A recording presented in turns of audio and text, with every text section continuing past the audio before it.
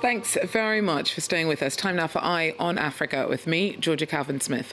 Tonight, Mali and Tuareg rebels say that they made a strategic withdrawal from the northern city of Kidal after the country's military celebrates recapturing the stronghold. Also, ballot counting's underway in Liberia following the runoff vote between the incumbent and his rival. President George Weah is hoping for a second term as ex-VP Joseph Boakai bids to unseat him. And there are growing calls for a boycott of Madagascar's election this week.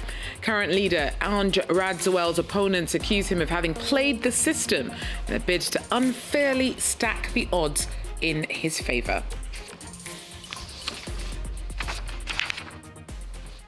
But first, Mali's army seized back a major rebel stronghold in the north. The city of Kidal has been held by Tuareg separatist groups for several years, posing a challenge to the sovereignty of Mali's military rulers. Now, its capture is a strategic success for them. Mali's Tuaregs have long accused the central government of neglect and have been pushing for independence for a region that they call Azawad. Clarice Fortuné tells us more. The announcement first came from Colonel Assimi Goïta in a message read on state television. A raid was carried out a few days ago in the direction of Kidal, and heavy losses were inflicted on the armed terrorist groups. Today, our armed and security forces have taken Kidal. Kidal, a city in northeastern Mali and a stronghold of the Tuareg-dominated rebellion. A strategically important location for the Malian armed forces from where they were driven out by separatists in 2014. The UN mission's withdrawal, pushed out by the junta, had triggered a race for control of the territory between the army, the separatists and the jihadists. In a press release, the CSP, the Alliance of Armed Rebel Groups, confirmed that it had left its stronghold.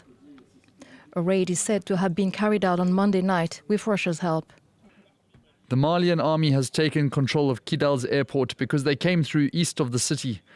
Operations to secure the city are underway, and it is hard to know how they're doing as official communications are now interrupted in Kidal. The capture of Kidal could be a significant success for the military junta. But for Colonel Goïta, while a battle had just been won, the war is far from over. At least 19 workers' organisations have joined an indefinite strike in Nigeria, called by the country's largest unions. The Nigeria Labour Congress and Trade Union Congress have organised the nationwide action in protest against the rising cost of living. Particularly contentious was the government's decision to scrap a fuel subsidy earlier this year. The NLC and TUC want this rolled back. Sam Olokoya tells us more. Economic activities were at a standstill in several parts of Nigeria as workers commenced an indefinite nationwide strike. The country's seaports have been shut down as the Maritime Workers Union joined the strike. Several government offices across the country were closed as workers in many establishments also stayed away from work.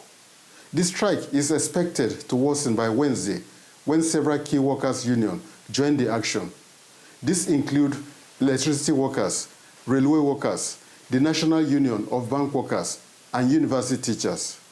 The workers called a strike to protest a police attack during which Joe Ajaero, the president of Nigeria Labour Congress, was injured.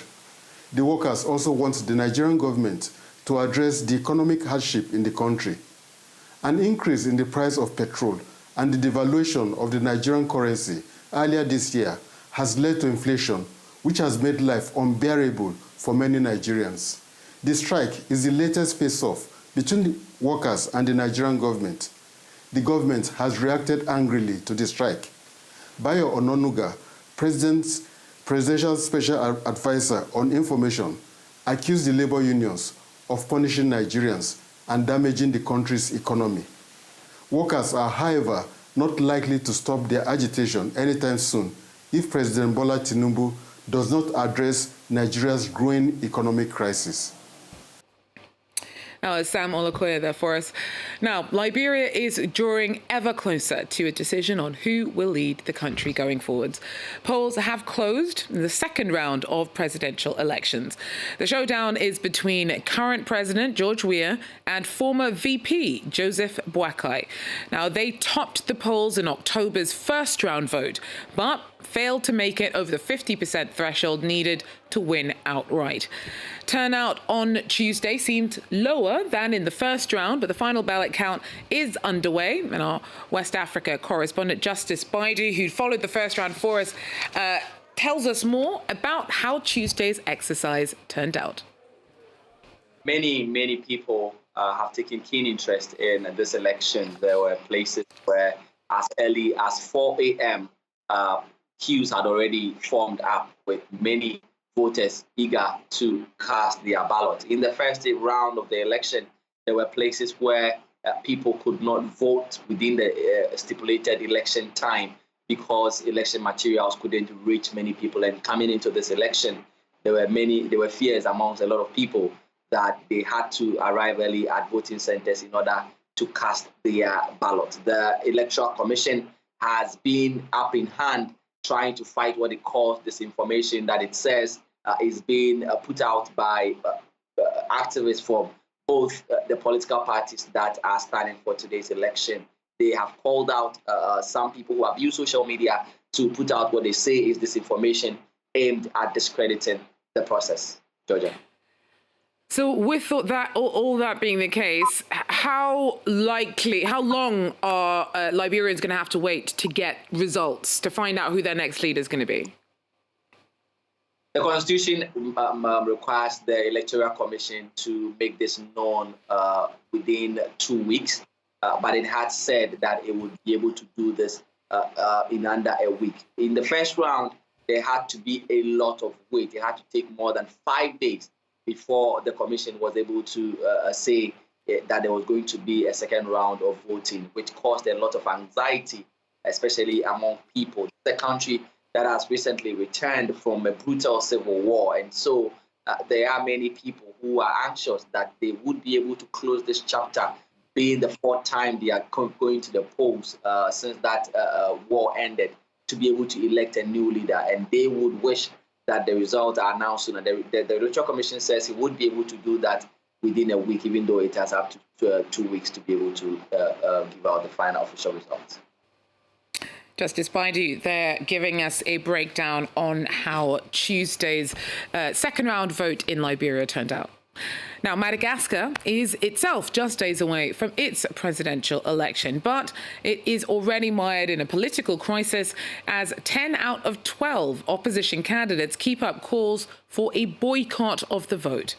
They say that the current leader, Andry Rajoelina, has co-opted the process in what they're calling an institutional coup aimed at manipulating events in his favour. The growing calls for a suspension of the polls has left some wondering whether the September 16th date, will go ahead as planned. Gael Borja talks us through. 5 days out from Madagascar's presidential elections, and protesters once again faced off against police. They want the polls suspended and are bitterly opposed to the candidacy of the incumbent, President Andry Rajoelina. His dual French nationality was revealed by the press in June. Fire whatever ammunition Andry Rajoelina has bought, if you still have any. We don't want a foreign leader. We don't want it. 11 opposition candidates have called for protest, and the president of the National Assembly is leading calls for the vote suspension. Rajoelina is running for re-election, and some of his critics have accused him of manipulating the country's electoral system and institutions. Hundreds of political, religious and civil society voices have also raised their concerns.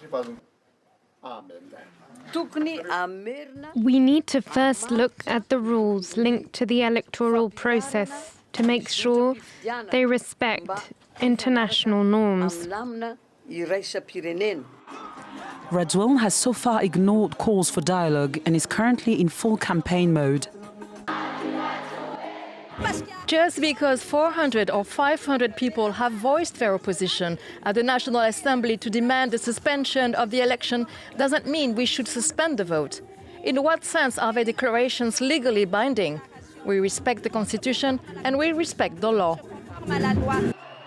With the vote now scheduled just 2 days away, many are wondering whether the election will actually take place. The government is calling on the population to turn out in droves on November 16th.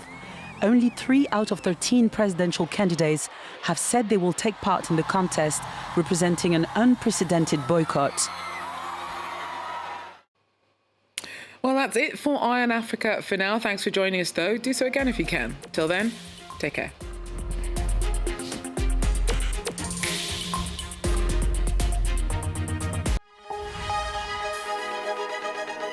Want to know? Find out here. With France 24, learn to tell what's true from what's fake on social networks. Identify the false rumours in European news stories. Get reliable information about migration. Truth or fake, every day we bring you information that is verified and put into context.